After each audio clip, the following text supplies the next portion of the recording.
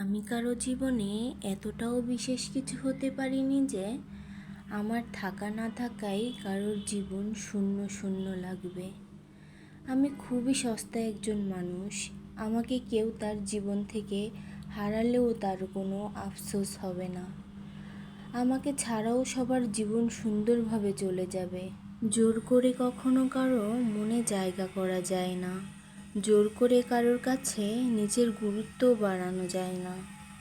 জোর করে কারোর কাছে ভালোবাসাও পাওয়া যায় না। কিন্তু বিশ্বাস করুন, জোর করে নিজেকে নিজে ভালোবাসা যায়, নিজেকে নিজে ভালো রাখা যায়, নিজের গুরুত্বটাও বাড়ানো যায়।